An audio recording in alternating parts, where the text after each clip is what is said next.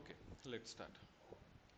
So నిన్నటి వరకు component ఎలా క్రియేట్ చేయాలి, స్టేట్ అంటే ఏంటి, ప్రాప్ అంటే ఏంటి, ఇది మనం చూసాం.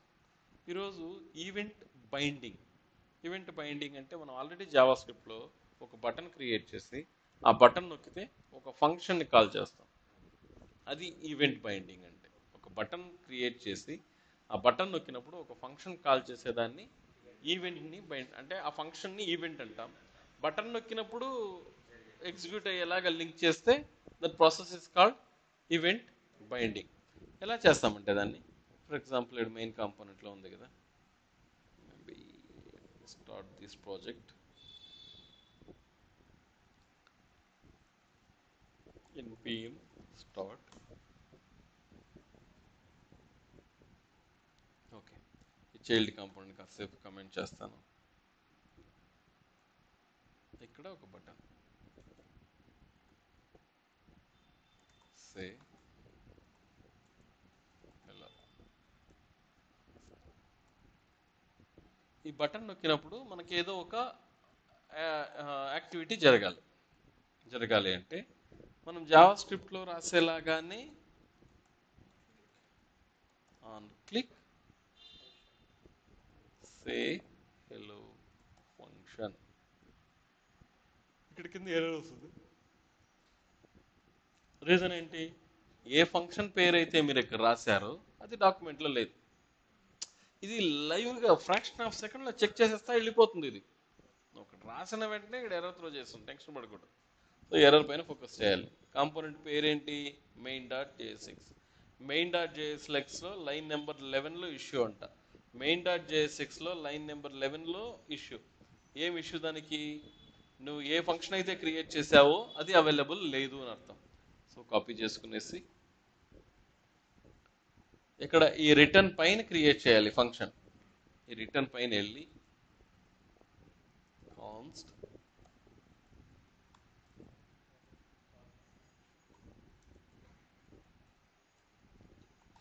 alert hello from, when I click this we should get that. This is what event binding. So ఇప్పుడు ఫర్ ఎగ్జాంపుల్ ఈ మెసేజ్ డిక్లేర్ చేసాం. ఈ మెసేజ్లో ఉండే వాల్యూని మార్చాలి అంటే ఈ ఫంక్షన్ కాల్ చేయాలి. యూ స్టేట్ ద్వారా మనం డిక్లేర్ చేసే మొట్టమొదటి ఆర్గ్యుమెంటు వేరియబుల్. ఆ వేరియబుల్లో ఉండే వాల్యూ మార్చడానికి ఈ ఫంక్షన్ వాడాలి. సో ఇక్కడ నేను అలర్ట్కి బదులుగా set message hello from event binding. So when I click this పైన అది కాస్త మారింది. ఎలా మారింది, ఆల్రెడీ నువ్వు దీన్ని తీసుకొచ్చి ఇక్కడ బైండ్ చేసేసావు. ఇక్కడ ఉన్న మెసేజ్ని తీసుకొచ్చి ఇక్కడ పెట్టేశావు. తర్వాత ఈ మెసేజ్లో ఉన్న వాల్యూని మార్చావు. ఎప్పుడైతే డిఫాల్ట్ మెసేజ్ని మార్చావో, ఎక్కడైతే ఆల్రెడీ నువ్వు డిస్ప్లే చేస్తున్నావు అక్కడ చేంజ్ అయిపోతుంది. So this is what event binding అంటే. Any doubt? ఓకే. సో ఇప్పుడు ఈవెంట్ బైండింగ్ని ఉపయోగించి వాల్యూని ఎలా యాడ్ చేయడం, రిమూవ్ చేయడం అనేది నేర్పిస్తాను నేను. So if I go to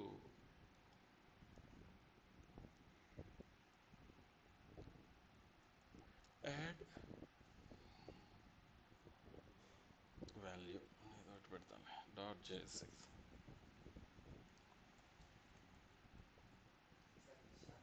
short cut మీరు చేయకూడదు, చేసినట్టు నేను చూస్తే బాగోదు. Okay, so list items, set list items equal to use state. దీంట్లో ఒక అర్రే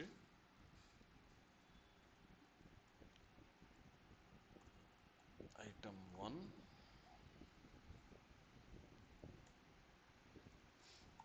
ఐటమ్ 2, 3 item 4 ఒక అర్రే క్రియేట్ చేసుకున్నాను. ఇప్పుడు ఈ అర్రేని నేను ఇక్కడ కింద డిస్ప్లే చేయబోతున్నాను. యూఎల్ కొంచెం ఇటు జరిగేయండి, శేఖర్ అట్టు వచ్చా.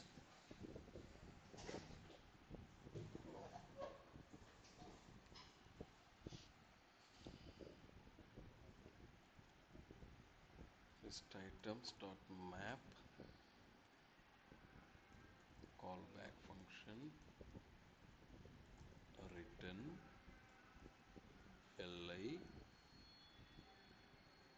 item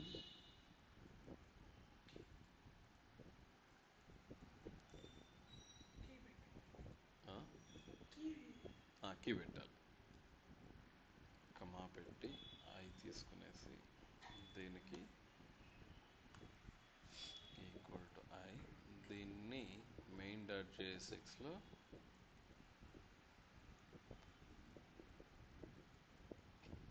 యాడ్ వాల్యూ ఐటెంలో వచ్చేసాయి. సో ఇది మనకు తెలవడానికి దీనికి సిఎస్ఎస్ అప్లై చేయాలి. మనం సిఎస్ఎస్ ఎలా అప్లై చేయొచ్చు అంటే, ఈ ప్రాజెక్ట్లో సెపరేట్ ఫైల్స్ ఉంటుంది. ఇండెక్స్ డాట్ జేఎస్సి మొత్తం ప్రాజెక్టుకు ఒకే ఫైల్, యాప్ డాట్ సిఎస్ అనేది యాప్ కాంపోనెంట్ సంబంధించిన ఫైల్. అర్థమైందా? ఇండెక్స్ డాట్ జేఎస్ అనేది మొత్తం ప్రాజెక్ట్కి ఉండే కామన్ ఫైల్, యాప్ డాట్ సిఎస్ఎస్లో యాప్ కాంపోనెంట్కి సంబంధించినటువంటి ఫైల్. సో నేను ఇండెక్స్ డాట్ జేఎస్కి వెళ్తాను, LI display block, background maybe gray, margin 2 pixel. Okay, so color red, padding maybe 5 pixel, width maybe 200 pixel, list style none.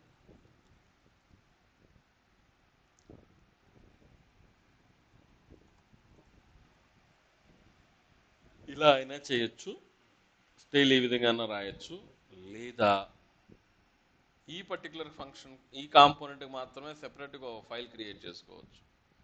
Rename dot CSS index dot జేఎస్ని cut చేసుకొని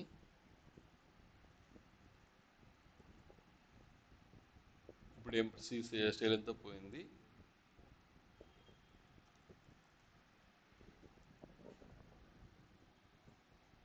separate file create చేసినంత మాత్రాన style రాదు. దాన్ని మనం import dot ఇక్కడ ఉన్నాం మనం add value add value dot CSS పెట్టింది.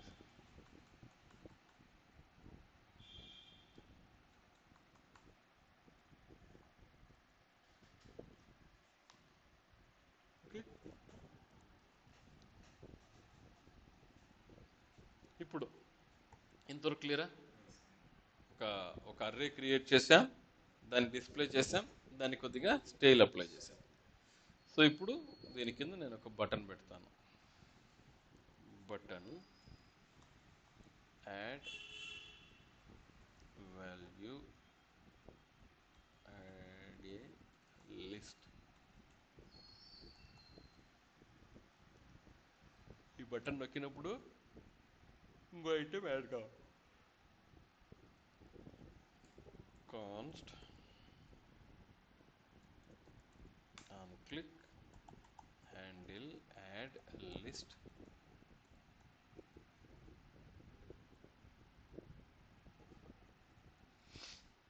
equal to a function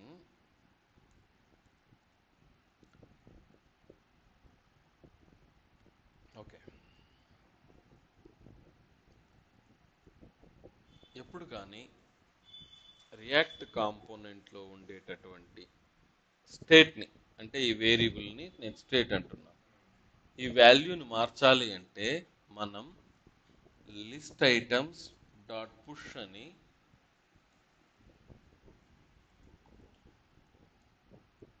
ఇలా అని అనుకుంటాం. అర్రే కదా, అర్రే లోపల పుష్ చేసేస్తే పని అయిపోతుంది అలా అని అనుకుంటాం. చూడండి, కానీ ఏమీ జరగదు. ఎందుకంటే ఈ పాయింట్ బాగా గుర్తుపెట్టుకోండి, ఇంటర్వ్యూలో అడుగుతారు. రియాక్ట్ కాంపోనెంట్లోని స్టేట్ డైరెక్ట్గా పోయి నువ్వు మార్చలేవు.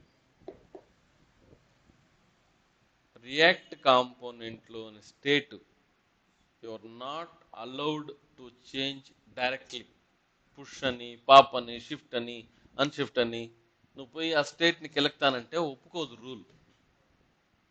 ఏం చెయ్యాలి అంటే, ఏ వేరియబుల్ అయితే డేటా, ఒక అర్రే ఉంది కదా, ఆ అర్రేని సెపరేట్గా కాపీ చేసుకొని నువ్వు చేయాల్సిన చేంజెస్ అంతా దీంతో చేసి మళ్ళీ ఈ అర్రేని ఎత్తుకొని పోయి పెట్టాలి తప్ప నువ్వు నేరుగా ఎత్తుకొని పోయి కిలికేస్తానంటే కుదరదు.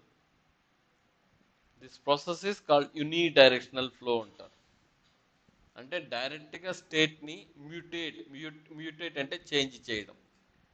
డైరెక్ట్గా స్టేట్ని నేను వెళ్ళి చేంజ్ చేసేస్తాను అలా అంటే కుదరదు. So what you should do, you should take the copy of the existing state, do the required changes, then you are allowed to update it. అంటే ఏం చేయాలి, నేను మొత్తం 3 స్టెప్పులు చేయాలి ఇక్కడ. ఇది బాగా గుర్తుపెట్టుకోండి. Create a copy of existing state. Number 1, do the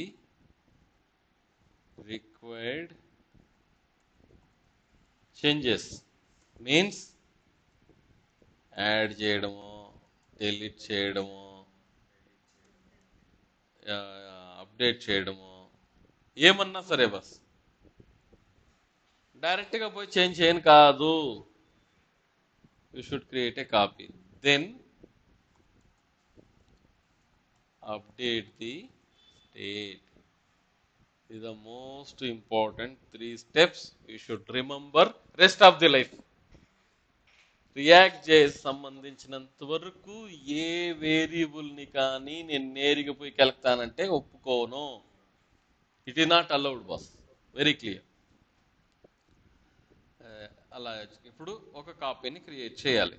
react జేఎస్లో ఉన్నటువంటి అర్రేని ఒక కాపీ ఎలా క్రియేట్ చేస్తామంటే, కాన్స్ట్ న్యూ ఐటమ్స్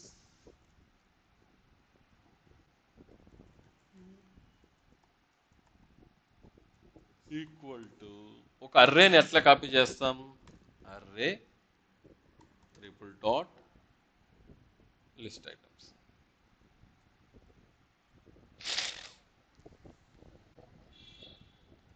దీని మీనింగ్ ఏంటంటే లిస్ట్ ఐటమ్స్ లాంటి ఒక అర్రేని క్రియేట్ చేయమని అర్థం. It creates a copy of existing array, copy of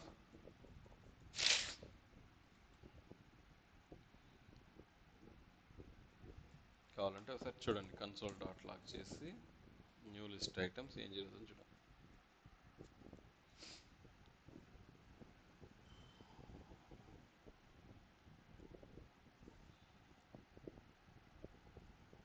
చూసారా, item 1, item 2, item 3, item 4. So it's creates a copy.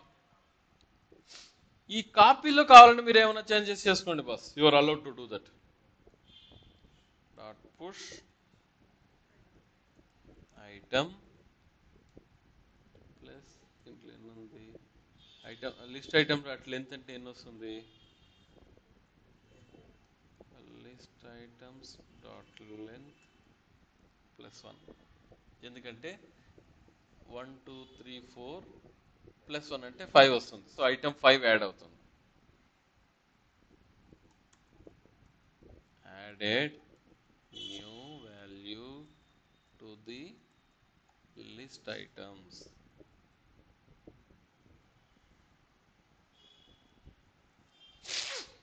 Second step completed boss.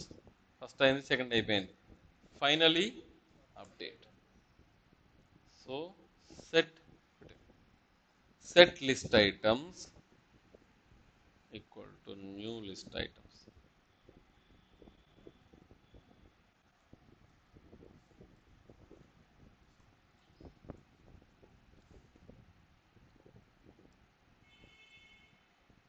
ఎందుకు 51 61 వస్తుందంటే ఇది స్ట్రింగ్గా తీసుకున్నది.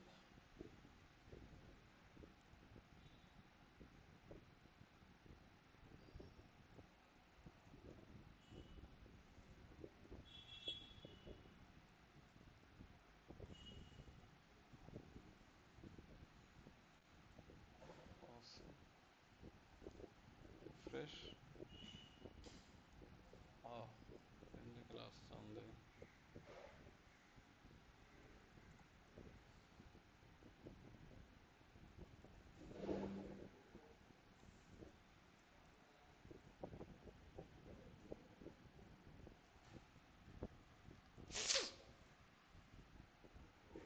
ఇక్కడ ఏం చేశాను గుర్తుంది, తెలుస్తుందా? ఇది ఆల్రెడీ జావా స్క్రిప్ట్ స్ట్రింగ్గా ఉంది కాబట్టి దానిని నెంబర్గా కన్వర్ట్ చేసుకొని దానికి 1 యాడ్ చేశాను. సో ఈ విధంగా you can delete you can add an item. ఇదే దాన్ని రిమూవ్ ఎలా చేయాలి? Remove value dot JSX. దీన్ని యథావిధిగా కాపీ చేసుకుంటాను. ఈసారి హ్యాండిల్ యాడ్ బదులు హ్యాండిల్ రిమూవ్ లిస్ట్. యాడ్ చేయాలన్నా 3 స్టెప్పులు, డైరెక్ట్గా పోయి యాడ్ చేయను కాదు. రిమూవ్ చేయాలన్నా 3 స్టెప్పులు, డైరెక్ట్గా పోయి రిమూవ్ చేయను కాదు. So you are not allowed to touch the state. దాని లాంటి ఒక కాపీ చేసుకొని దాన్ని మాడిఫై చేసి తీసుకుని పోయి పెట్టాలి. So const new list items equal to dot dot dot list items. So this creates the copy. దీంట్లో నుంచి లాస్ట్ వాల్యూ తీసేస్తాను. New items dot pop set list items new list items.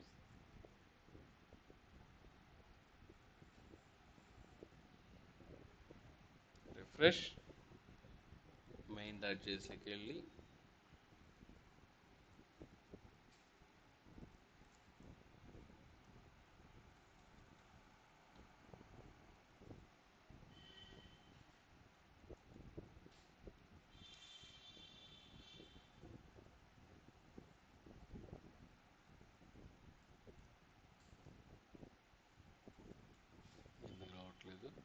పేరు మార్చలేదా నేను?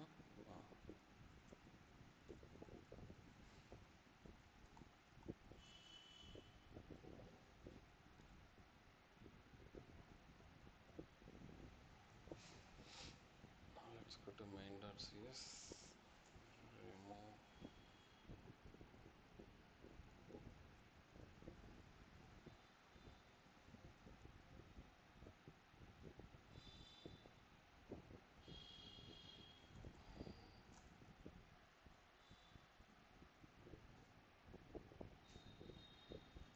సో ఈ విధంగా you can add a value, you can remove a value.